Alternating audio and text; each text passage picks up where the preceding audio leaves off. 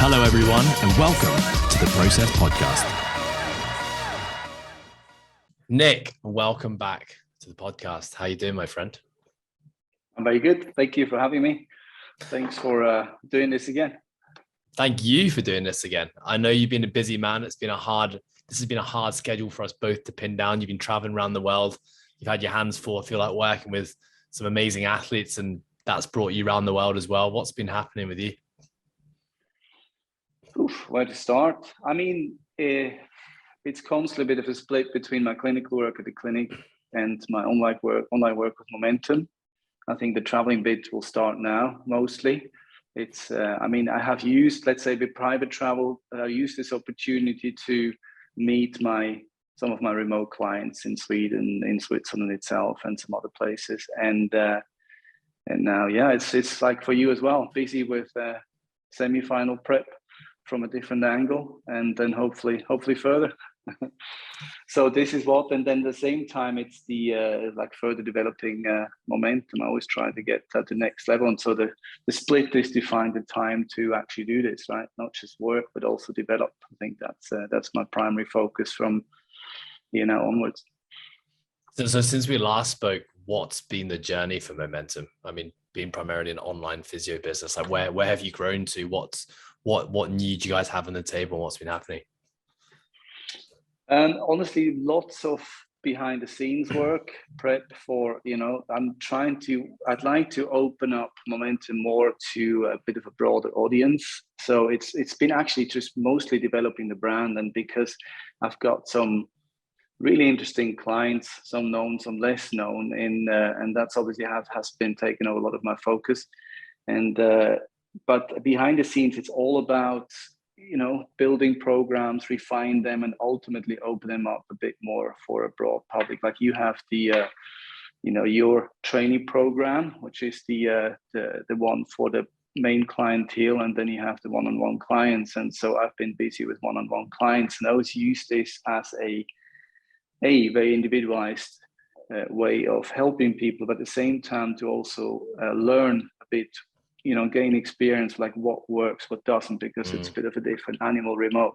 And it's been working quite well, but I'd like to open this to a broad audience, also make it, more affordable to a broad audience, and at the same time, make life for everybody a little bit easier. So, and so ultimately, as I can open this up, then that should buy me a bit more time that I can focus, really give Momentum a bit more focus. And also, I've launched this before the lockdown. I started with this whole thing, but then obviously gained quite a bit momentum, pun unintended, during this period. And so therefore a lot of my, videography, etc., is a little bit some dad edits. And so this is the next step is now of a whole load of things I need to film and get with a very talented young lady who moves really well, get that stuff filmed and edited, and all the stuff you can outsource, just give that to somebody else, because I'm sure you know that by experience, you're wasting a lot of time and stuff you're not really educated to do, or you could easily give to somebody else. So yeah, there's a lot to come, and I'll give you a bit more meat on the bone once it's ready to shoot. That's awesome. Very exciting. From what I've seen from the outside, some of the content that you're sharing on Instagram. I think when we last spoke, you were just kind of getting into the Instagram world and trying to work out how it all functioned. But I feel like you've come leaps and bounds. You've been sharing some really good stuff recently. So anyway, if just a little bit of plaudits just to say, keep up the good work. Thank you very much. Thank you. It's a massive learning curve. It's also something I think we all have a bit of a hate-love relationship with this social media. And one thing, often you feel like, oh, shall I post it? Like, nah, it's not really relevant. Nobody wants to know that, right? And then maybe they do actually, but I just want to get something out there which I think is worth sharing. And at the same time, I feel, I don't know if you have the same, but you come across some stuff that just makes you not feel good. And I want people walk away from that stuff feeling good and learning something, or I don't know, not feeling belittled or anything like this. And that's why I'm often hold back a bit with posting, right? And I think a lot of people out there would probably appreciate some posts I decide not to do. Yeah. But yeah, it's an ongoing journey, right?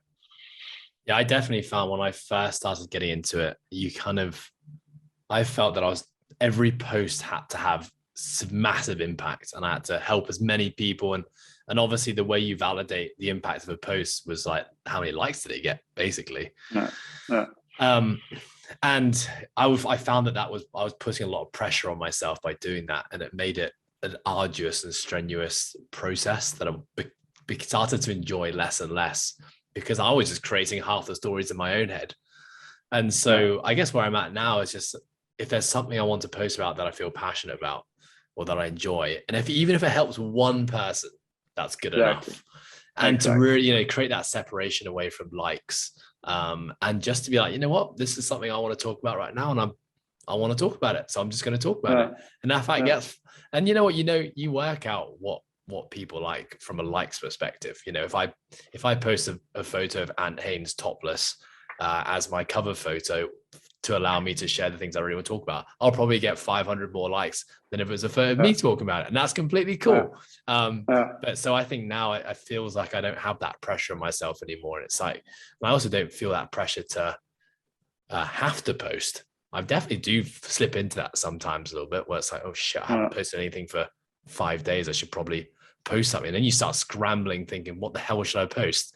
And that's often when I find I post some dribble that's crap, and I'm like, oh, I just didn't need to do that. So it's it's ongoing.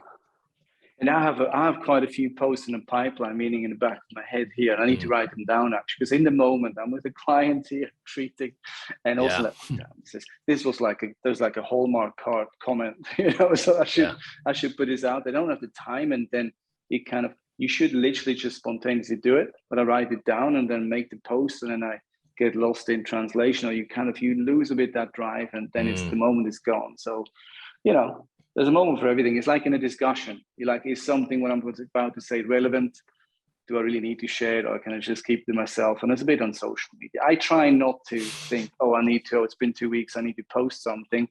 I post something and I think it's relevant to post. Like yours today. That post was really awesome because that resonated with me. And I try to, for me, more than likes, not that I have that many followers in the first place, but it's the more than likes is like you have one comment, somebody says, this is awesome. That for me was worth it because somebody actually read it, right? And somebody took something away from it. And if you have several, that's even better, right? Yeah. And some posts you feel like this is amazing. This is going to change the world. And no one comments. Exactly. And then others, and what I don't want is, there's so many, and not that I'm judging this at all, it's just I don't want to be a resource of another 50,000 exercises. And I mean, I share something, I feel like this is a really cool thing to do for that. But I'm not trying to give you a one hip flexor, one knee stability exercise, one this every week. There's really good people out there who do really good content, and there's some real value in this, but this is not necessarily the intent of my social. So, but funny enough, that hits like Ann topless, right? Or an exercise as a physio, that stuff hits the likes. But for me, I try not to be guided by that. Well, I mean, what I like about your content is that I always feel like you are not taking an approach where it's this is right and this is wrong. And I always appreciate that because it's food for thought to make the reader come up with their own conclusions based on the evidence or the thought that's been provided to them. I love that. And I also love that you don't really come at it from a traditional physio response, from a physio standpoint. Perhaps that's your profession. That's really what you do. But I feel like it's very much a hybrid between physio, strength conditioning, chiropractic, probably like all disciplines. And it's thought-provoking. And that's what I enjoy about it, because it makes me think, it makes me question my own strategies, my own protocols, how I can do things better. So whatever you're doing, Nick, just keep on doing it. It's good. Thank you. And I'm glad that comes across, because I do not want to come across as patronizing. Actually, these are accounts I delete, I unfollow. Yeah, and somebody says, this is how it's done, the way to do it. And everything else is wrong with, or people who start, everybody does that, is completely wrong. It's like, okay, I already have my hair, the stand up the back of my neck. And I just don't like it, because I put stuff and I feel like, right, this is my experience, what I feel is really valuable. Doesn't mean one size fits all, right? Yeah. But ultimately our industry, and I say that Liberty ours, is, as you said, it's a crossover. I mean, I work with, I think we talked about this last time we spoke, is I have learned a hell of a lot from really good coaches in the past, is one of my best mates. He had never made a degree, but he went to learn kung fu with some monks somewhere up high in the mountains. He went to circus school, he went to military and all this, and he knows so much more about movement than many therapists and doctors I met. And like from us sitting together, throwing ideas around with our laptops on the gym floor, cup of coffee next to us, this is where you develop concepts. And for me, I'm passionate about this. I hold a diploma as a manual therapist and physiotherapist, but it just gives me access to an industry. It gives me maybe a bit of credibility, but ultimately define yourself by your actions. And like sitting with you right now, or that post you posted today, I pointed out again, it's just something which, as you said, thought-provoking. And this is where I see a massive overlap, right? And this is where you're a therapist because you think that way, right? And I'm partially a coach, rehab coach. I wouldn't call myself a strength and conditioning coach, but you can't separate the two. And I think only where this stuff comes together, you acknowledge each other and work together, that's where the real magic happens.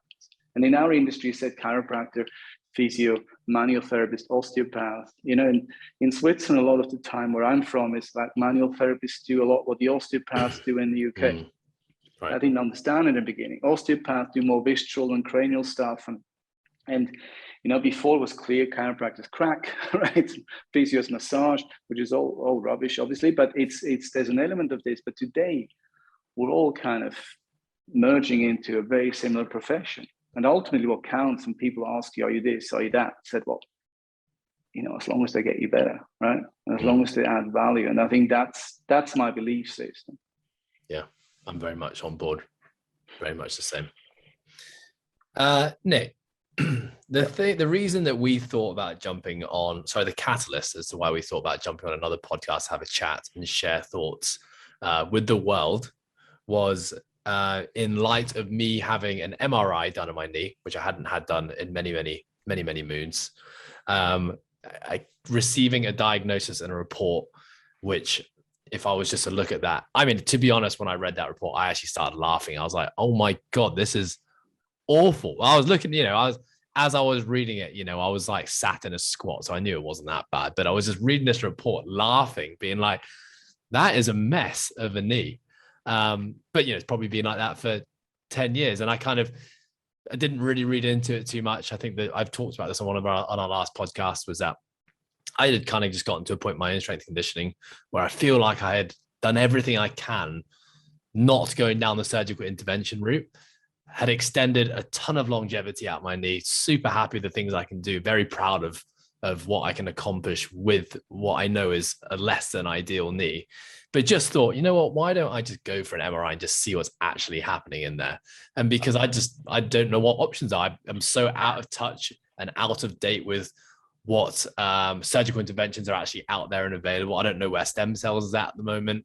I don't know things that they were talking about 10 years ago that might be options. I'd just love to know where that's all at right now. So went and had this MRI, shared the results with just, a small anecdote saying, the function of the knee is so important to assess, alongside your MRI results.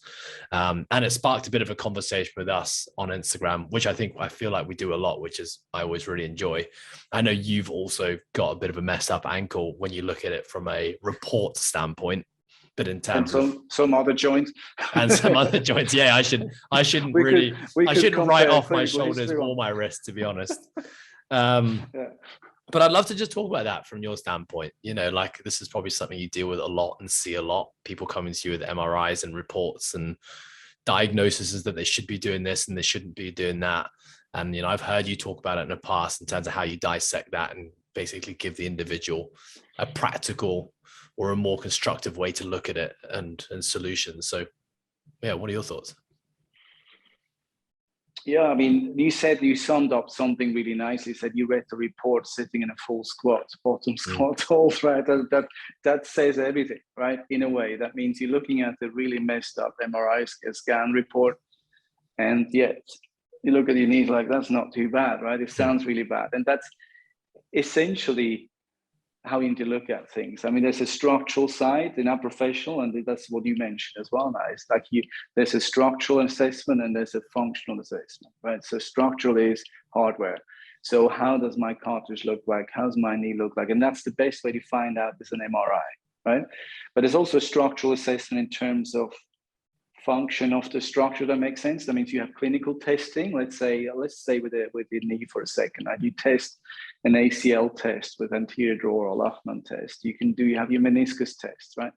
And so that's also a structural test in my world.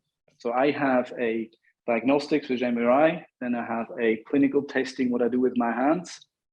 And then, and that's often forgotten, you have the anamnesis or the subjective assessment, which is what you tell me, right? And so these three together then with a real functional assessment, as in how's the patient move, how's that person move, he can go into full squat. So we know already, okay, he's moving okay. So it's the conclusion has to come from all of those few things together in my world, right? MRI, clinical diagnostics tests, movement testing, which is function, and most importantly, and that's I think something many people forget, is what you as a client tell me. Same with you, right? In the beginning, you get to know someone, and the most important information comes actually from the client of what you tell me. So listening is a super important skill in both our worlds. Again, same world. Our world is the same world, but in both our professions or from different angles. So I'd always tell my clients when he said, look, we can do an MRI and I need to make this decision. Is this relevant for the process? So let's say, what's a good example? Low back is probably one of the low back pain, right? It's one of the most common scanned joints, most likely. And a lot of people that have very trivial movements, we know that from the gym, you try to move your plates, you bumper plates away.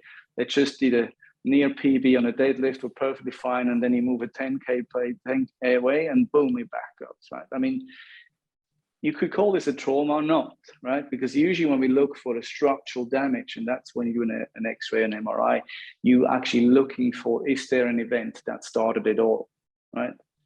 And so do I do, when a client comes with this, do I straight run for an MRI? I won't, because there's most likely this is a muscle spasm. This is just a reaction of the body to this, right? Now, if somebody, I don't know, falls off a horse straight on the butt, and afterwards has like pins, needles down the leg and can barely move, etc., it's probably a good idea to do some diagnosis, because this is a trauma which can do some damage, doesn't have to be. So these are two different scenarios where one, yes, it is very relevant for the process of what we're doing. I need to know, do we have a vertebral fracture? Do we have a structural damage? Or do we not, right? So the guy that falls from the horse, whereas the other one who stacks a 10 kg plate, the way you think like this is a trauma, your spine is stronger than that. You do not damage a spine with a 10 kg bumper plate lifting off the ground, even though you don't know.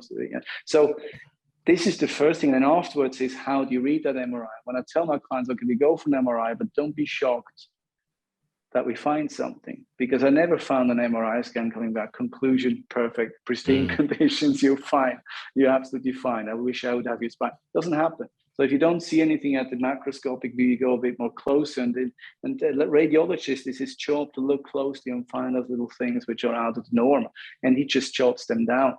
But that's just looking at an artwork, said it's blue color, green color, that's the shape of this and that. That's no judgment involved. That's just, I write down what I observe. The interpretation of that is what's the most important thing. And again, that needs context, hence what triggered off that episode. Was it a severe trauma? Was it just a mishap? I just woke up with it. How severe are these symptoms there, or these findings there? And can I correlate them with the stuff I find in a physical exam?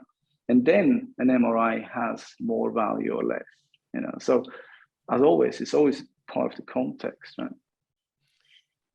I actually was going through some of your posts just the other day, and you actually posted about I'm just trying to pull it up right now. You actually posted about your cognitive assessment process, which I think was basically very similar to what you just took me through, specific to an MRI. But basically the three key questions of your assessment process, I think one was the source, the cause, and then the reaction. Could you talk me through that? Yes. Let me look for a good example. Another common, let's say, so since we're in the space of CrossFit, let's take a typical shoulder pain, right? Hurts here. Overhead strict press hurts. Snatching, receiving the bar hurts. just raising the bar overhead. Yeah, so pain here in the front. And so you could identify that as a bicep tendonitis, right? So the long bicep tendon, so the bicep doesn't just flex the arm, it also is, the long bicep tendon does a lot of shoulder flexion, right? So that must be involved. So this, you could say, oh, that's a bicep tendonitis. And a lot of therapists go there and they're up there, right? And then it might feel a bit better because of pain inhibition, but it probably makes it rather worse, or it doesn't last, because the bicep is only the source of the pain. Source of the pain means where the pain originates. I mean, I'm feeling the pain here, and that structure comes under pressure, so it hurts because I go overhead, the tendon is a bit swollen, there's less space, it compresses it. But that's not the cause. So if you just go and treat here, you need to figure out, okay, so why is this inflamed? So that could be a movement dysfunction, could be something that's a bit tight. And what's quite classic is that your lats, for instance, are too tight, or teres minor, teres major, which generally is always the case that when you have pain, let's say you did a lift a bit, you misfired a lift a little bit, that hurts. And that brings us to the reaction. What does a shoulder do? Or any joint always reacts in the same way. So shoulder, I'm just bring the camera. So shoulder does this, right? Goes into protection mode. You anterior rotate it a bit. You flex the arm a bit like this. If your elbow hurts, you flex the elbow. If your hip hurts, you rotate the hip inwards. It's like this specific mechanism how a specific joint react to pain. And this is almost always the same. So that will be the response to that pain. The brain says, I don't like that pain, but if I roll my shoulder forward, I hurt it feeling less. Yeah, that's a reaction to the pain. And the cause of it would be because you've been doing a lot of ring work, you've been a lot in that top support position, you've done a lot of pull-up work, or ring work generally makes us quite forward. You can see that in gymnasts quite nicely, or circus artists. So that means the lat, which is also an internal rotator, rotates the arm inwards. So my shoulder is here because of that tightness. And now I want to go overhead and I want to catch that bar in a snatch. And I don't have that range. So basically the shoulder is here and I want to go up. So that irritates that tendon. So meaning my pain comes from here. That's the source. The reason for it is because it can be numerous, but in this case, now what I explained, it would be tight lats and teres, maybe subscapular muscle. For some people, it's the pec.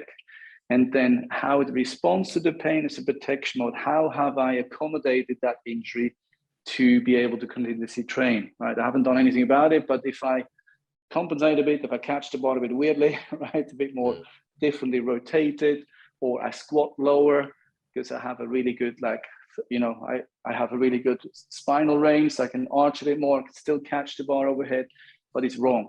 And so when you treat, then that's all relevant that you know what I'm actually treating. Because most people come and say, oh, I've seen 2 physios and a chiropractor and I worked here, but it hasn't really improved. And to be honest, they all say this, they say something different. One says it's a bicep, the other says it's the lats, and the third one says it's my thoracic extension. I usually say, well, they're probably all right. It's just the question is, where do you go? Where do you hit your first approach, right? And that's where you start to think in layers. Does that make sense? Yeah. I think it is amazing how the body has this ability to compensate very quickly, you know, and we have this ability to work around dysfunction and movement, and then it can trigger the next issue, and then the next issue, and then the next issue. But, you know, I think that is obviously, and it's a hard, I guess, a position that I sit in. As you said, you know, our worlds are very, very connected. But yeah, there's a certain scope of practice within me where I just would say, well, listen, I think let's go get you to see someone and get a more clinical diagnosis so we can come back and let's create a plan together.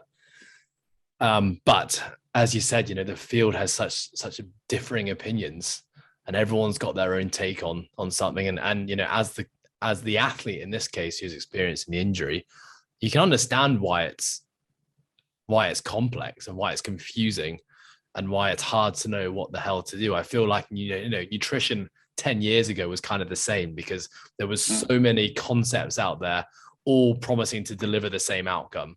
Now, I think we've become a little bit wiser with nutrition, and we've sifted out a lot of the bullshit. And we know, generally speaking, they can all have their place and they all have their place and time. But, you know, we're a little bit less wishy-washy. I think even with, you know, fitness and body composition and getting strong, we got a little bit lost for a while, as a population. We did all this other crap, which all promise to receive the same results, but we all kind of come full circle back to the classic stuff that's worked for years and years and years.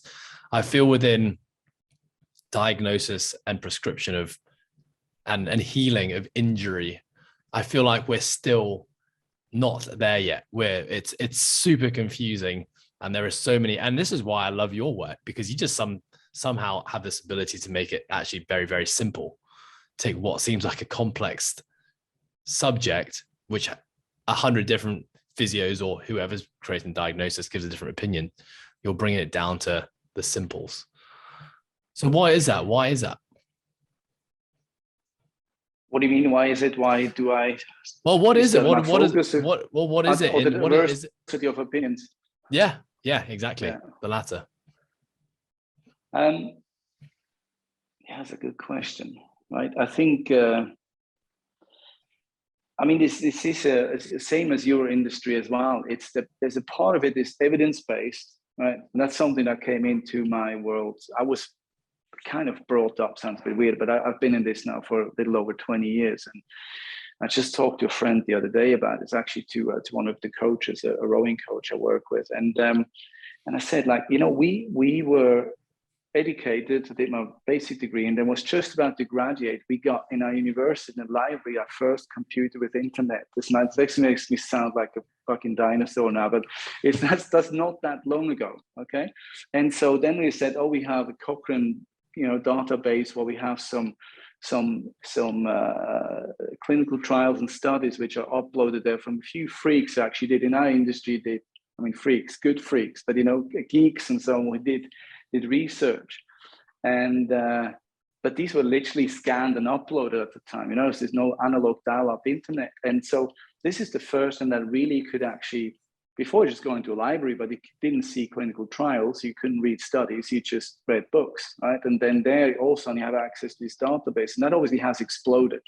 And so there's a lot more evidence out there. And in recent years, it's all about, it has to be evidence-based, but if it's not proven in a certain group of people, it's not right. This doesn't work. And I think this is important. Science is really important, same as in training industry. Like, scientific findings are relevant, and it gives us the foundation for decision making. But we also have to see that, let's say, take a pharmaceutical industry, there's a huge amount of cash and there's a massive lobby. There's a study for anything.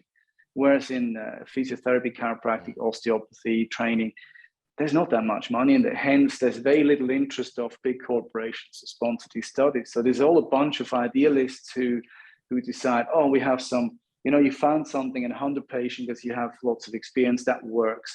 Let's see, we need to make this evidence-based. Let's make a study, design a study, and see if that's actually scientifically work. So we have very little to back this up. So you have the science on one side, you have the experience on another. And for me, I tried to make a mix. I actually used to teach a bit of evidence-based medicine and therapy. And so I have this scientific mind in me, and I'm a very inquisitive person, but at the same time, I realize I'm living a lot on experience. And I don't think there's anything wrong with that. In the physiotherapy space at the moment, it's all about, manual therapy is rubbish, right? Can't do this. It's so the 80s and we don't do this anymore. And I agree to a lot of that stuff. I mean, if you only do this, you're not going to get long-term outcome. That's what momentum is based on. Basically, what can you do yourself too? But manual therapy or any intervention with your hands can be a really good boost, right? Or if you have a client and you're in one-on-one coaching and shoulder hurts, you have a few tricks, you release this and like, that's better, now it hurts less. That has value, right? This is right. And so that's a bit more opinion-based. And I think my wish, and that's what I try to do in my Instagram as well, but I try to bring in a bit of science, but also trying to bring in experience, because I worked 15 years ago very different than I work today. And not because I think, that was bad. It's just I learned more and evolved. Now, sometimes I have trainees with me who follow me around, come do work shadowing, and they ask me, what concept do you do? And I said, I learned this. And that's what I think is based on today is probably Nik Jordan, because it's like you give your own twists and you don't know anymore where you pick what up, and you do a mix of what works and a mix, and obviously you back this up with a science. So I think a big part to answer your question is experience. How many of them have you seen? again, going back to that shoulder issue, if you've seen hundreds of those, you know a little bit where to look. But then you have the confirmation bias. You have to be careful. You're not just going to look for the stuff you're good with, right? So obviously you need to then screen test and see is that really the case. But I don't know. I mean, the big problem of coming back to the original topic of MRI versus clinical diagnostics is that it's just, you see a few gray hair here and a few wrinkles in my face. What makes you think your joints don't have that, right? They will have that. Whether or not, like yourself, who had the history with the ACL and whatnot and worse, it's, of course it shows this, but even somebody who hasn't had an injury, you'll find some stuff. And so the doctor is often, I mean, I work with a lot of really good orthopedics who are not like this, who are very open-minded, but you still have the stereotype who say, oh, here, that's kind of not good, that cartilage is damaged, and the meniscus is torn, we need to operate.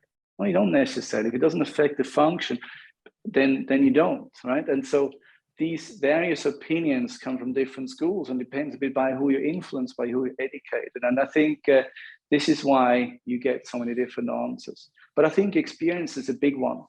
It's a really big one. That means, I used to look at the patient and he would say, what's a good thing? For instance, okay, my hip constantly hurts, right? So when you come straight out of uni, you obviously look at the hip, right? And see, okay, it hurts here, let me rub a bit there. Even though I've always been a bit more inquisitive than this. And then you think, okay, clinical reasoning could be that thing in the knee, could be some of the lower back, could be maybe the foot positioning, proprioception of the foot. But you think of the foot like it's somewhere far down the line. You think if everything fails, I'll look at the foot. And today I look at someone, I see this and I see that stability issue, like, hang on, that's where I start. Again, coming back to source and cause, it's like that could be the cause. If I solve this, everything else up the chain might actually fall into place. I don't have to do all of these things, right? So I don't see it makes any sense. It's just how you look at things, and I don't think we'll have ever any conclusive answers. It's just, I think experience, knowledge, scientific knowledge, and you throw all this together. And mostly is to extract that kind of common sense. I think that's a very, very important fact. I think having the theory and the evidence-based stuff as a foundation is so important, which allows you to then get creative through experience and just try, knowing that you can try, you have a scope where you can try, where you know that you're not deviating too far away, not doing something completely ridiculous because the theory and the science behind it, but it just gives you that freedom. But within what you were just talking about there, I know we've been talking about CrossFitters a lot because obviously it's a clientele that I think both of us spend quite a lot of time working with. But in terms of, going back to the source and what you're talking about when it comes to diagnosis, how often is the source down to things like lack of sleep and poor lifestyle factors?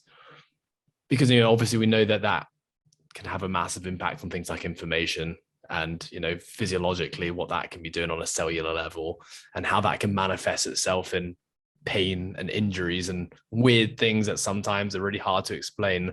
But when we dig a little bit deeper and talk about someone simply, sometimes like just how's your sleep and how much you sleep, that we can kind of pull up a few red flags there.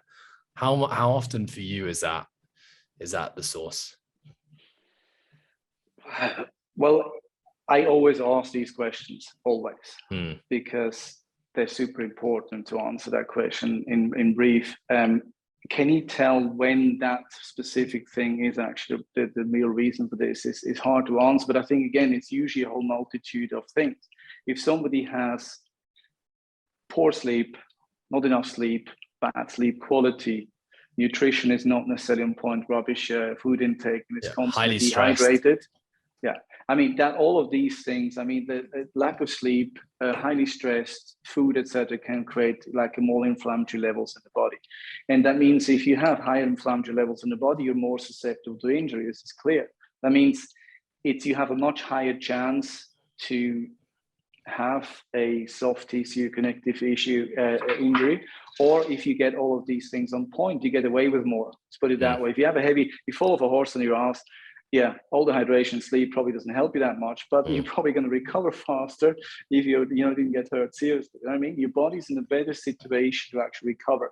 But in a case that you didn't get, like, for instance, if you're well hydrated, I would say a well hydrated body gets less injured.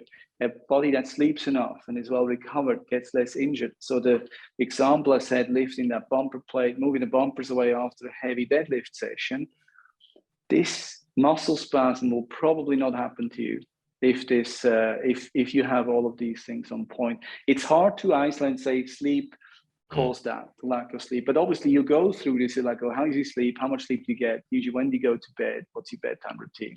The second question, ask any like specific foods you cut out, anything you have excessive amounts of, generally have good diet. Third one would be, what's your water intake per day, roughly? And how much do you sweat when you exercise is also super relevant in my work, because you might have a pretty good water intake, but you sweat like a horse. When you train, and that means you lose not just water, you lose electrolytes. So you might then bring in 4 liters of water a day, but you peeing all of it out again because you don't have anything to hold on to it. So all of these things are there, and usually it's like, nah. And then how much coffee do you drink? About 6 cups a day. So all right, hydration is an issue, sleep is a bit of an issue, or I don't have a good sleep quality. All right, maybe, go easy on the coffee after lunch, maybe have 1 or 2. And, all of these things, I'm not the expert, but on these questions, but I definitely see a correlation between both trauma, again, the example of falling off a horse is like a severe trauma, everybody gets hurt, but like a clear trauma for me is a clear start. Like, let's say I bent down and nothing after this has ever been the same. Or when you feel like you snuck up and it was a bit stiff, the next morning it was a bit pain and then it became horrendous. That's more like a non-traumatic event. And both of these are less likely to happen if you have all of this on par. I think, honestly, those are 2 very powerful lines that you probably don't even think are powerful. But if you sleep a little bit more, you'll get injured less.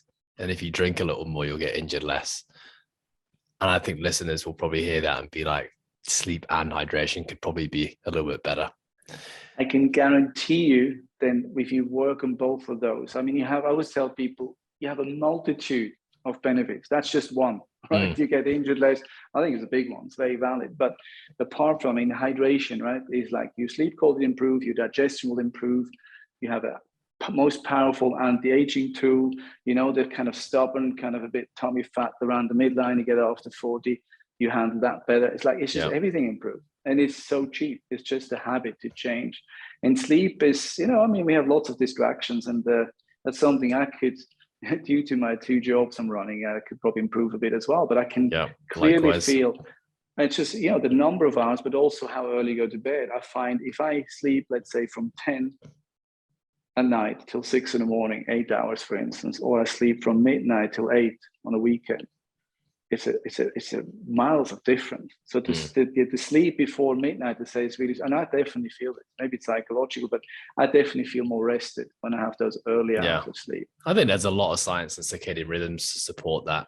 But I can genuinely look back at every big injury, but also small injury that I've had in my life as an athlete or as a recreational CrossFitter. And in that point of time, there was compromisation in sleep. Stress was probably high. Like those 2 things to me, sleep and stress, were far from ideal at that point in time. Even the smallest niggles, like there's rarely been a point, I can honestly probably say I cannot put a finger on any point in time where I picked up an injury or a niggle and sleep and stress have been optimal. Yeah. Me too. Same thing. Genuinely. Because in the moment when it happens, it's like, oh, why did this happen? I have no idea. But you're looking back, knowing a bit more, and you can, I think we could probably compare notes. You play rugby, I used to play handball and some other sins in my life. My history of injuries is pretty long, and so is yours, as far as I know. Like, I could trace every injury back and tell exactly why it was.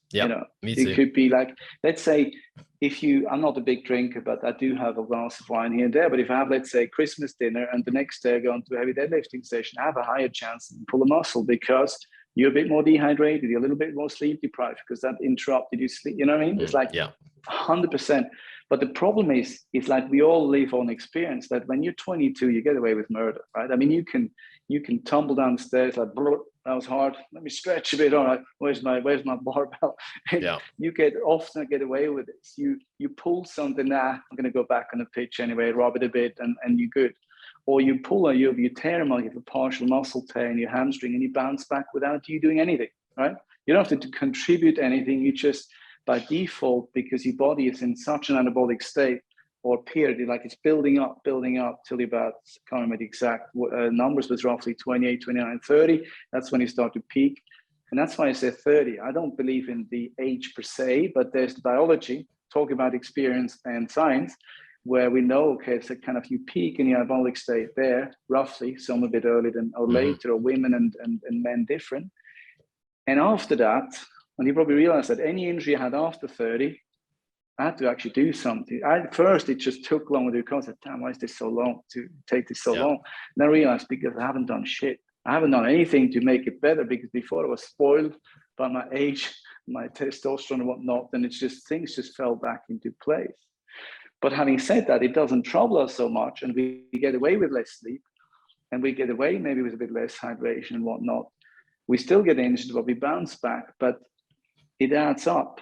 And that adds up then maybe in one of those MRIs, etc. It's not going to define you, but if those little niggles, and that's the beauty of the sport of CrossFit, I find, with the whole discussion of mobility. Mobility has gotten sexy in the last few years, right? So people actually do it because all the big stars do it.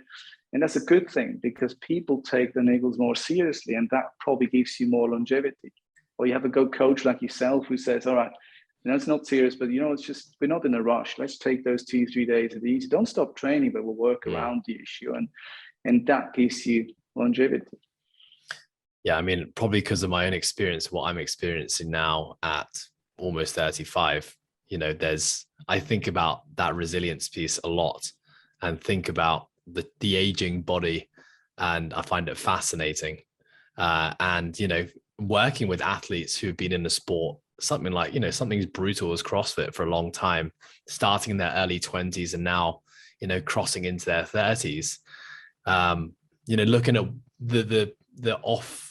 the out of gym protocols that have to take place to allow the in-gym protocols to take place.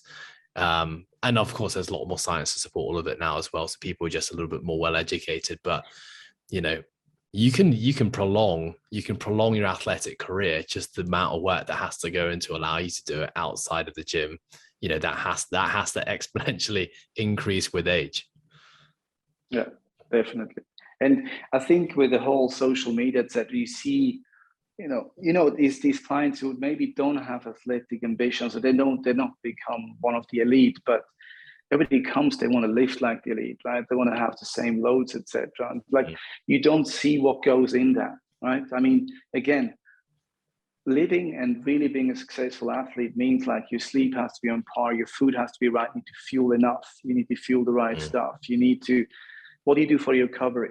How much mobility do you do? Like, what do you actually put in to take this out so I can snatch that crazy weight, right? I mean, it's not just, and a lot of people I find I like the fact that people exercise and that people take this seriously, but they also need to realize that you can't just out of the blue go and snatch 100 kilos, right?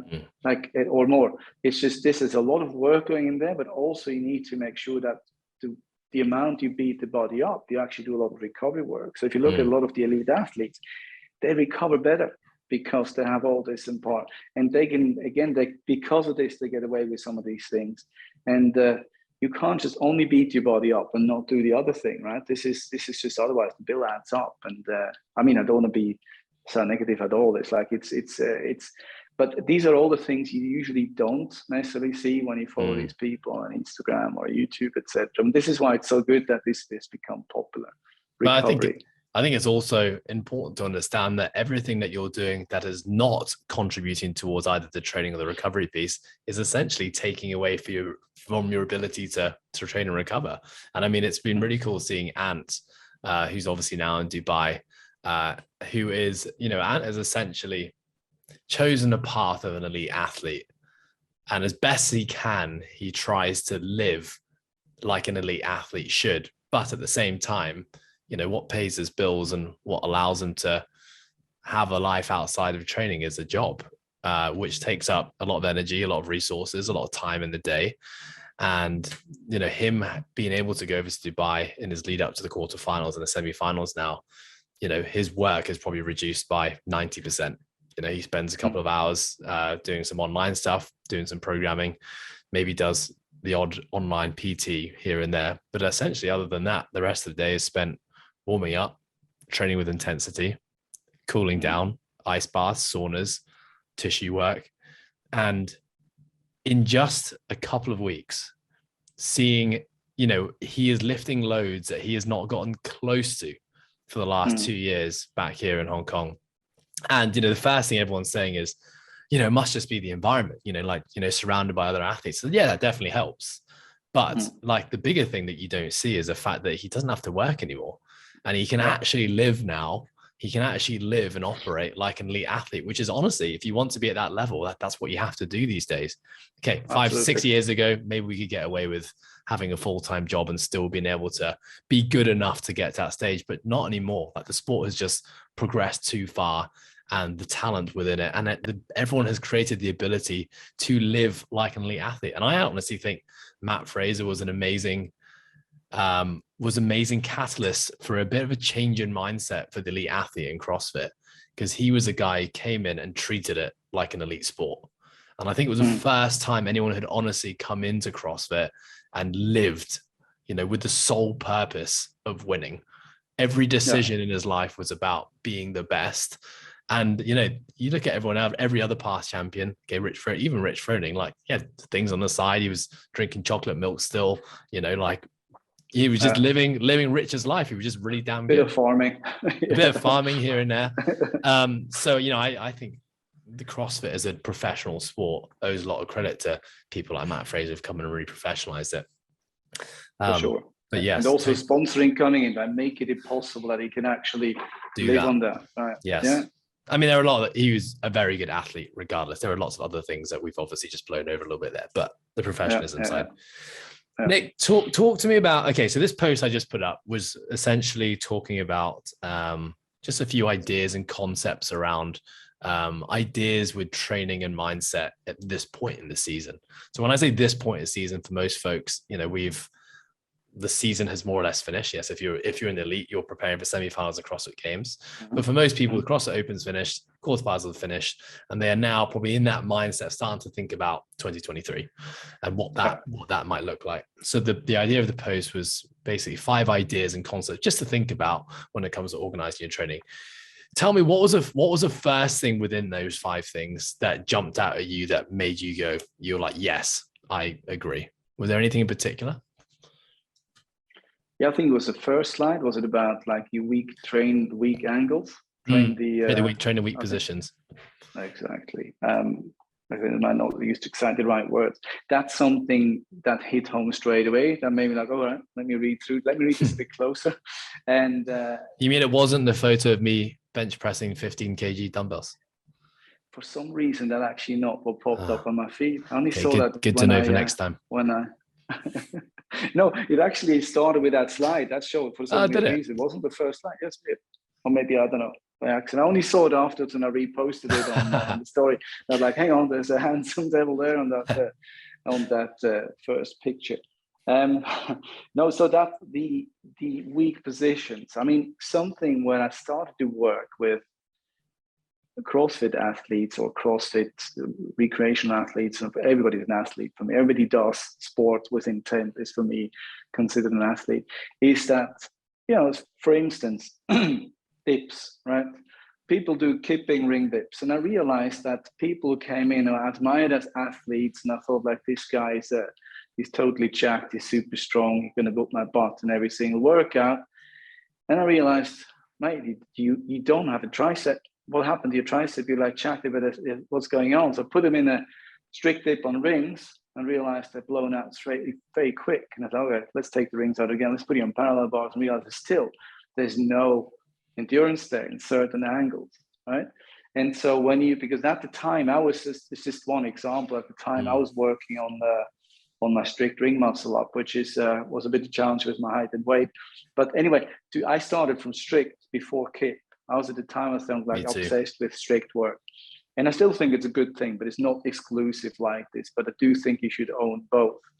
And so because of that, for me, my mobility is not great. So you have 2 options, right? Either you get super mobile, right? Super flexible, or you get super crazy powerful. And so I kind of tried to get the best out of both worlds, but I just realized I need to teach myself, give my shoulders power in the out. I need to go the deepest dip I can ever go and be powerful there and be stable there, right? Because when you go and pull up, go through that transition, which is for most guys the hardest part, for most girls is pressing out. If I don't need not a huge fan of prototypization, but that's often the case. So once you actually make it through that transition, you're in the lowest dip you've ever been, especially on a certain load. You need to push out there. And I realized a lot of them didn't have that. They just couldn't. They could maybe go to a dip here, but then afterwards you keep up and off you are. Yeah. And so talking about this is obviously, and this is why you see a lot of people with exactly that pain we talked about before, is because you're using your shoulder. Also, when somebody comes along, Castro came along and said, oh, let's do strict. Let's have some fun. Let's do strict. And with people who are not equipped, that was so good for the sport, by the way. From a health and longevity standpoint, it was awesome. I think it's excellent. And I think people got much more powerful. You can see they can string many more kipping muscle ups together now to use or take the handstand push-ups, another thing. That's a topic we need to talk about in a minute. But so basically that's a weak position for many here, and actually do a strict press. Because the tricep, as the name indicates, is trying 3 sets means head, has 3 heads. And you can see literally people here who have the medial head of the tricep is when you're in the rings, rotated out. That's when you fire that one up. And you see many people also want to do like the dips, the rings are rotated inwards, which puts your shoulder actually in a bad position, which you need to make these sacrifices. We talked about this last time about the squat and the lunge in an unideal position. Yep. You need to train this, but you also need to be able to control the optimum. And so, that's one of those, right? Or you have the bottom of the squat, right? You see people kind of, the hip dip or kind of a little weight shift, etc. And sometimes it's just that at that moment you can't recruit that torque, right? Yeah. And I'm not a provider. I'm not saying like everybody has to have perfect lift. Some people have not perfect lifts, but they're really effective and they're really good and they're healthy, and that's fine. But it's again comes back to this being prepared to control your body in every angle, in every aspect. That should be the goal. And if you manage them, this is like carpe diem. If you enjoy every single moment, it's for an athlete, like controlling your body in every angle at an optimum gives you loads of options. It gives you when you fatigue in a work, it gives you okay, I can switch. I go into this, I keep a bit more, I go a bit more strict, I use more tricep, I use more chest, I use more my legs. So you can actually recruit and make conscious decisions. I think this is where, you have then that's where can become a really big game separator. So that caught my eye. But then he also talked about remind me quickly, what was the others? I mean, every single one of them hit home. Yeah, I just love that low concept. Intensity is another one. Intensity was another one where he said, because that's what I see, that foundations, right? People don't have the patience to train foundations. A lot of people, they teach themselves by YouTube videos how to deadlift, etc. And that's good, fair enough.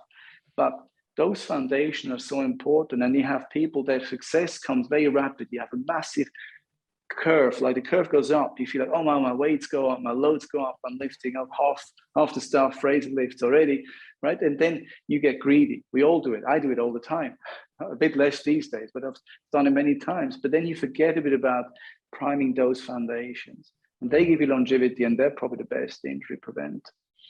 I think from a longevity standpoint, totally agree. I think when I go back to the weak positions, also a lot of injuries actually do occur when we're in our weakest positions, when there's when the load exceeds the bearing capacity of the joint or the tissue. And you can understand in CrossFit, when we say CrossFit, obviously it's a tough term to use because that's defined by whatever the tests are. But if we think about, let's say typically like the CrossFit Open, the quarterfinals, we got kipping movements in there. We're moving at fast velocities and speed. Obviously in a workout, when we're trying to do 21-15-9 thrusters and pull-ups, we're not holding a 3-second eccentric and pausing in the bottom of every single thruster. That wouldn't be a very great way to get a good score on the workout. But when we are moving with velocity and speed, like we have momentum, which is present in almost all the movements we do. And I think when we do that, when we can understand that, we end up developing a lot of strength in certain positions. Like if you think about being in a kipping pull-up, or you're just creating momentum, that initial velocity that needs to take place. We create a lot of strength in that very short range of motion. And then suddenly, like, the tissue isn't really having to do all that much as it moves you through the range of motion. And I think, when we spend all our year just doing CrossFit, or the movements we may see in the CrossFit Open, there's so many positions that just get neglected, tissues that get neglected. And again, like, going back to, if the goal is, the intention is, let's not even talk about health and longevity and injury prevention for a second, but just if your goal is just to get better at the sport, then you need to train the limiting positions, because essentially if you can get those weakest positions strong, then you're probably going to lift more throughout the entire range of motion further down the line. And the second 100%. point you were talking about was, having positions to access. Now, I always talk about it as movement variability. Like, if you only have one way to execute every movement, or you rely on, this group of muscle tissues, or this one muscle tissue to do the majority of the work, then you are going to be confined. Your performance will 100% be confined. And I love always think about the concept of a golf swing. And, when we look at we look at Tiger Woods swing a golf club, every shot looks exactly the same. But when you slow it down and you put one of those trackers on the golf club and where it's swinging, almost no two shots are ever the same. And why? That is a result of Tiger putting himself in weird positions. Like, he specifically puts the ball slightly further away, slightly closer, stands on an angle, stands with one foot in front of the other, puts the ball on a slope, hits it in a bunker. And training the ability to execute, to achieve the same outcome in a different way, gives him that ability to have extremely high levels of variability, which lead to amazing performance. Exactly. And that means you need to know your body. And this is what I often tell people about rehab, is sometimes it's just, you do stuff instinctively because you do them, but why do you squat the way you squat? Or like, what do you actually use it? And also you're not sure because you have your cues, etc. But what are my glutes actually doing? What are my ankles doing? Or the tibialis raises, which have gotten I've made a post about this. It's like, why is this actually important? Because that's pulling your ankles into active dorsiflexion, which puts your whole body in a different position, right? But the thing is, we don't think about these things when everything is gravy. But when you have an injury, and that's the key thing, is like, you have a lot of muscles, they work in a neurokinetic chain. And also when you got an injury, which is massive trauma, psychologically, physically, and also on those muscles say, right, I'm out of here. I'm scared, or it's swelling. I'm not supposed to work, right? And then you need to get someone back in rehab. You tell them, okay, activate our muscles. What do you mean? Like this thing here, and do you realize because it happens automatic, the actual conscious pathway from your brain to that muscle is not there. Or it's there, but you don't know which. It's a bit like, it's when you drive with somebody through Hong Kong, and you drive me through Hong Kong, and you're my driver, and they drive along, and then on the way back, said, here, Nick, you drive. Like, I have no fucking clue where we are, because I didn't pay attention. You know what I mean? It's like, you are trusted because you grew up there. But it's the same with movement. I just do it because I just squat. When I realize, I don't actually know which pathway my brain to take to activate that muscle. And that's what I meant before with foundations. So if you learn that's why isolation work is so relevant. Like 15, 20 years ago at this state, I said, no, isolation is not functional, right? Today I said, no, it's awesome. But you activate it, but you put it into context, right? And so you need to do this again. So to come back to a golf swing, right? I mean, there's one thing is like Malcolm Gladwell's 1,000 hour rule or 10,000 hour rule, right? So it's like, how many times has he actually done that golf swing? It reminds me of when I used to play golf back home. I had this golf pro, Julian, a very wise guy from Scotland, in his 60s, big straw hat. And I remember I said to him, so, when I hit the ball, he said to me in these words, quote, sorry for the cursing, but he said, stop worrying about the fucking ball so damn much. He said, you don't think of that ball. You swing right and you meet the ball in the process, right? Just focus on your swing, and the ball is there. Don't focus on all you swing through it. And for me, that's something that stuck with me, not just for golf, for forever. With movement, is if you know your movement, your proprioception is on point. You know your body. You feel your body. You actually movements comes more natural. And I think this is the stuff a lot of people skip over. And in rehab, we try to play catch up with this. And this is across the board, from somebody who doesn't move at all till sometimes elite athlete is actually why am I actually doing it that way? And how am I actually doing it, right? When you look at some like a bit of a weird movement connections, you think, okay, why? It's like make them aware, show them, right? Okay, look, it's, oh God, I never realized that I do it that way. So, okay, why do we do this? And then you go and investigate. And that's again my job to figure out, okay, you're a bit stiff there, or this, you can't activate this, you got a bit of a weakness here. And that's when it becomes interesting. So it's a bit of an excursion, but I think it's I don't know how we got down this route now, but it's the feeling, you know, people often, they just do things instinctively, but they can't necessarily isolate stuff. And I think this is a very, very powerful angle. That's something you referred to in this post before, right? The boring small things, the positions where you maybe know that you're strongest, and something more importantly as well, and something I use a lot in rehab is tempo and pause. You mentioned that's another thing that hit home from this post, because you have situations where, okay, somebody had an ACL rehab, you can't load, you know, a 3-rep max or like 90% of the load on there at the moment, but you still need to create intensity. So tempo is beautiful. I love tempo and I love pauses. You can put 10 kilo on a bar, both you and me, decent strength. And if you do a 10-second eccentric, 5-second hold, come back up, 5 reps, and you tell me how you feel. This is something where you're like, wow, I feel that really well. And if you then recruit those right muscle down it, that's what I feel is where we have huge potential for improvement with athletes and with everybody off the street. Yeah, I mean, when you think about like the squat is a movement that everyone wants to train in CrossFit. And for most people, when the season finishes, it's when you ask people what their goal is next year, 9 times out of 10 is I need to get stronger squat. And yes, I agree. The squat is probably, you know, the movement that is trained probably the most, the movement that is tested probably the most of all the movements that we see in the sport. If you look at the quarterfinals this year, all 5 workouts had aggressive amounts of knee flexion, which I was gutted about. But you know, it's just a part of the sport. So if I want to get better at squatting, I need to squat more. Totally makes sense. But when you think about the actual tissues that a squat is training, you know, when you ask most people, like, what does a back squat actually train? Like, what are you getting stronger? Most people will say quads. I always say, actually, it's not a good exercise for the quads, to be honest. And I mean, like, you know, there's lots of different ways you can execute a back squat, but yeah, every millimeter that your hips go backwards, your knees don't go over your toes, it is becoming less and less of a quad exercise, more and more of a glute hip adductor exercise. And so, you know, the question of when it's like, okay, well, how do I rebuild my squat? Well, let's look into the muscles that contribute to actually doing a squat. And it's like, yeah, you look at the ankles, like the tibialis has a really important role. Then we go to like the quads. If we want to get our quads stronger, maybe we actually shouldn't be back squatting because it's not a great exercise to actually hit the quads. Maybe if we elevate the heels, which, you know, I know, God forbid, is, you know, a regression in CrossFit, unfortunately, you know, elevate the heels and we've changed up that squat completely. And the moment arm has now changed and now the quads are loaded. And, you know, essentially that's what I love about this phase of training and helping athletes get better, or people get better at the sexy stuff down the line. I love the out of the box thinking and, you know, dissecting the body to be like, let's bring up strength and or capacity, whatever the adaptation we're trying to create in these small areas. And then at some point in time, we'll bring it back together and let's see what happens then.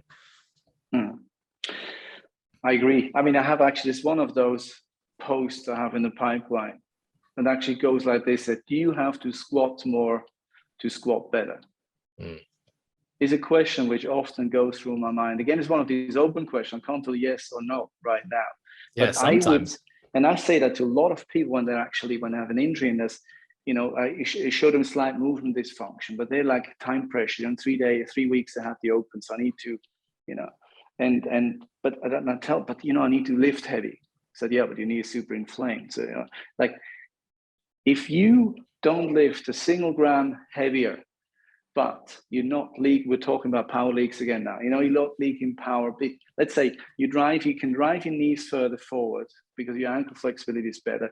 That brings you in a better position of the body. That means you load your back less. You can probably recruit different muscles. You can also like put it on an afterburner, and you're probably going to lift heavier without lifting it. You know what I mean? Can you follow my thought? So just fixing a few movement into an inefficiency, or like we talked about grip strength, or I talked about in another post the other day, is like, I mean, you can be deadlifting like a horse, but if your grip can't keep the bar there, you're going to fail. That means you're not going to be quite as effective. So you don't necessarily have to put, let's say you have a bit of a back injury, I can't lift quite as heavy, then work what you can, work your grip, work your shoulder retraction, work your lats, work that connection. Do maybe much more sub-maximal, but isometric holds in that bottom position, just address, like I said, an isometric hold. And once actually your back has recovered, your knee feels better after a few days of treating and working around the issue, you'll realize I haven't weakened, actually got stronger. And that's why I think what for me is one of the key questions is like, again, your client saying out of 10, I want to get a stronger back squats. And okay, let's see where you actually lose strength, because it's not just about percentages. It's about much more. Are you efficient in your movement? Yeah. And you come back to when you said before, it's like I'm trying to simplify things a lot of time. And I think all of us, the most important thing is if you tell someone to work on their ankle mobility, okay, you can sell it these days because everybody's doing it. Everybody says it's important, but you need to know the why. I need to tell a client, okay, this is our problem. This is what I think is our problem, because they're subjective. Again, I don't tell this is it. This is what I think is your problem. This is, I think, are the factors which may contribute. Let's find out which are the main ones, pick a few. And this one you do because of that. And that one you do for this. And that's in the whole concept, that's what you're going to achieve. And then maybe I film that movement, put it in a drawer for a while, put it into favorites on the phone and look at it in 2-3 weeks again and draw some lines like, hang on a second, I haven't lifted heavier, but my squat looks like a ton better. And same with the bicep tendonitis. Why do I need to do shoulder stability work? Why do I need to do my T-spine? If you don't understand why am I doing this, you can't expect someone to do this unsexy stuff, right? Like just doing those repetitive isolation work. But if you tell someone that is going to make your squat stronger because that, or that's going to improve your pull-up, oh, cool. And all of a sudden something very unsexy becomes very cool, and they're on board. And that's what, as a coach and as a therapist, is what you need to create. So you need to be able to simplify, analyze, simplify, explain in a way that people understand it. Because if I tell you this, like, but you realize that the penny hasn't dropped, but you can see in their face, like, oh, all right, show me again. Then you know, okay, now I've got that. Yeah, context and intention. So important. And I think, I think it's why it should be within everyone's interest, everyone who wants to be, okay, obviously, good is subjective, but if you want to be a good athlete, then like having a level of curiosity in understanding the why, I think is so important. Blindly, you can hire the best individual coach in the world, but blindly following a program and not asking the questions as to why, or if you're in my shoes and you're the coach delivering the program and not providing the why, you are putting a ceiling on that growth of the development of the individual.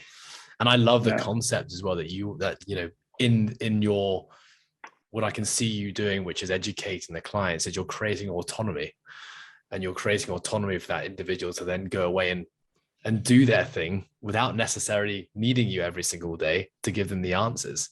And that is, I think, the beauty of coaching. If we can create autonomy in our people, to allow them to go and get after their thing without us having to hold their hand, then like we're winning. And I can understand why that's scary as a coach, because sometimes people think, shit, well, then the client's not going to need me anymore, and I'm going to have no clients. But no, it's going to send you all these friends. That's what happens. Exactly. And that's what you should strive for, right? But exactly. I see this. I have clients, and this makes me truly happy. A bit weird, maybe, but like somebody texts me and says, "Oh, I did this and this and this to my shoulder again." So my next question is like, "So what do you do about it?" And I said, "Oh, well, I've done this, this, and this. And how does it feel?" Well, I actually felt a bit better. Mic drop. Done. Yeah. My job is done. I know it, like that landed, and it's okay, keep doing the same, maybe add this and this. If it's not better in 2-3 days, give me a call again and we'll see if you come and see me. And not straight away, oh, speed trial, let me call. Oh, you don't have an appointment this week. Actually, what can you do about it? Or I have clients that come in, the back completely distorted, and I said, oh, I'll really pull out my back. And I tell them usually, look, at the moment I'm fully booked, I'm trying to accommodate you, but why don't you do in the meantime X, Y, and Z? Send them 2-3 stretches, do those. Let me know by tonight how you feel. And No, so two things. A, I didn't have time to see the client. I don't want, you know, and I always try to, I don't want to let people wait. That's one thing, but I'm always a bit in that predicament. Okay, got hang in the back, or and so. But all they need at that moment often is that empowering moment of, okay, do this first, because they panic, right? I need your fix. I need this to crack or to release or God knows what, and you actually don't. You just need my guidance. But so you give them 2-3 things, and in the evening, so they know they're a bit less nervous because, okay, he's taking care of me. I'm in good hands. You send them later, how are you doing? I said, actually, it feels quite a bit better. Thank you so much. So can you wait till tomorrow? Yeah, I think so. Keep doing this. Right. Next day, how are you doing? Oh, I feel heaps better. I was a bit stiff in the morning. And you realize you coach them. Yeah. And this, you asked me last time, like, how can you do remote therapy? That's part of it. It's a bit like holding your hand through the process, just knowing how you can bounce things off and, you know, have that feeling of, okay, I'm not too bad. I'm okay. He's not freaked out, so I'm not freaked out. And the stuff he gives me is actually working. That's a big part of it. And that's how you grow as a person, as an athlete or recreational athlete. You know, you learn from injuries, hopefully, and you should. It shouldn't be that horrific experience. It should also like, okay, this is how I prevent it. But also if something similar happens, that's the process which worked last time. Let me try that again before I run to see it all. Yeah. And that's what I'm passionate about. Yeah, and I think you can do the opposite. Yeah, sorry, go. No, you go, please. But you can also turn this around, like where we started this, all right, with the MRI scan of the knees and all this. I mean, I can give you an example. I've been taken off my bike by a sports car when I was very young, about 18 years old. Nothing really happened, but I landed like over. Thank God it was a sports car, not an SUV. And I landed straight on my knees. And yeah, though I had my jeans were a bit bleeding with everywhere, but I was on my way to handball training, and so. My first thought was, I need to get up, I need to go training. So put my back in the back, bike was completely screwed. So I just took the bike on my shoulder, started walking, totally in shock, of course. And I had to run after me to stop me. Anyway, I actually went to training, walked into the locker room, and I was like, what the heck happened to you? So, I just got hit by a car, let's train. In shock. Anyway, I didn't hurt myself then, but still the next 1 or 2 years, I started to feel increasing issues with the knees and so on. And then what later on turned out was a crack in my patellar cartilage. And at the time they went in with arthroscopy, laser this out. And the doctor said to me, you only have 1/3 of your cartilage left and you're 18 or 19 years old, can't remember, right? So be careful, right? You shouldn't fall on this knee. I thought, like, I'm doing contact sport, mate. Like, how do I not fall on that knee? It's like, I'm not willing to stop. Such as I was young and stupid. I thought I just ignored that advice. Turned out to be actually a good thing. But I said to him, so well, how's that going to affect me? He said, oh, you might get an arthritis one day. And I'm sure you heard this as well, right? Like, you might probably get an osteoarthritis a bit early in your life. And I have a mother who has already a bit of issues with her joints. I thought, okay, I'm doomed. So, but I could put this into context. Now, one of my clients hears this and said, I'm going to get arthritis one day. Now, also, 10 years down the line, out of the blue, you get a simple, anterior knee pain because you hike too much. Pain comes, and all of a sudden you can't squat because it hurts. And what does your brain do? It goes back, oh, yeah. Arthritis. The doctor told me 10 years ago, this is now, it starts, right? 10 years later, arthritis starts. So what do? If squatting hurts, crouching hurts, go on the internet, oh, we shouldn't squat with arthritis, is rubbish, total bullshit. But I shouldn't be doing this until you stop doing it. So what's going to happen? It's going to get worse, right? A, your joint gets now stiff because you're not going that range anymore. B, your tendon has less load tolerance because you're not going to that range. C, you already have an inflammation, not because you got hit by a car 10 years ago, because you hiked down the hill and didn't stretch afterwards, or were dehydrated or didn't sleep enough. But straight away, and what's the result of not doing this? It's getting worse. And so not only does your knee get worse by this, what also happens is by not exposing that, you actually increase your risk to develop that osteoarthritis if predicted, but not because you get hit by a car, because you drew the wrong conclusions of your symptoms. And that's something, that's like that's why we got in contact there about that post of yours of your MRI. That's something I'm really passionate about, is the information we give, the explanation we give someone about their pain that sticks back here. For me, I managed due to my profession to put this away and realize it's total rubbish what he told me. I mean, yes, I have less cartilage, but tell you what, my left knee, which supposedly only has 1/3 of the cartilage left, is my good knee these days. It's my right knee who I've been rehabbing over the last year about twice because of some functional stuff, and it's better as well now. But it's, you can get down the rabbit hole quite deep by just information you're given. This is why educating the client, put this stuff into context is so relevant, and show them that, okay, you might have the pain in the same knee you had your ACL tear. I might have zero to do with each other. You know, it's just because you're X, Y, and Z. Love it. I'm sure you can relate to that. Relate very much so. I mean, that was actually a very powerful one that I was thinking about ending on. But you did say a couple of minutes ago, you mentioned the word strict handstand push-ups, and you said, remind me to talk about that later. What do you want to say about strict handstand push-ups? Are you like me and you think that strict handstand push-ups should be taken out of sport because I'm shit at them? No, actually, I was funny enough, I was better at the strict than at the kick. But actually, again, I came from this thinking, right, I teach myself strict to get good volumes. And I mean, that was one thing I didn't. That was one thing I didn't do. I was all on the strict bandwagon for everything, except for handstand push-ups, because I couldn't do them. So I just went to kick. Because I was shit at it. Yeah. Sorry, continue. Yeah. No, the thing I think it's a good strict handstand push-ups are good, but if you look at, again, like dips, like keeping dips, like, you know, you don't develop your tricep. Now, there's one major difference. If you're upside down, and I think you should be able to control a few solid eccentric handstand push-ups strict, because when you see some people, how they land on their head. And so in my case, I'm about 96 kilos roughly, sometimes a bit up, sometimes down. If I bring down, take my head away, big head, so this take, 85 kilos coming down on my neck like a harmonica regularly, can't be good for you. Yeah.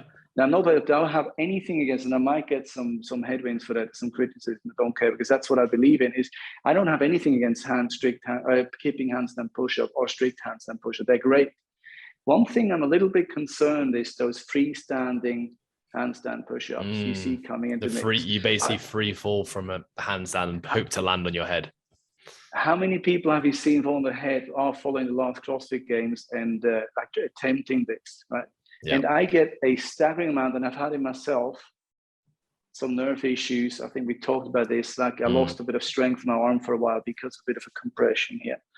How many people I have had in this year coming with such things? And I have one online client as well right now. And so I'm not saying, I think what we need to ask ourselves is what do we test? And that would be interesting to actually do a poll on that.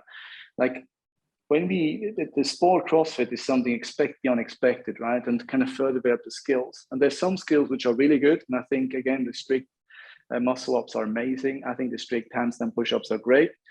But to go into freestanding, like, does that test what we want to test? You know what I mean? I think the thing that I think about here, sorry to cut you off, but is that we forget that if the goal is to compete within the sport, we all have competition looks different for all of us. If your goal is a CrossFit Open, which means that, you know, the likelihood of you progressing to the next stage is slim, which basically means, you know, your season will conclude after the 3 weeks of CrossFit Open. But of course, you've watched the CrossFit Games, you saw free handstand push-ups. And so now maybe in your affiliate, they're now programmed, or, you know, you're seeing that you're thinking that that's a skill I need to work on because it was programmed across the game. Well, we just have to bring it back into context.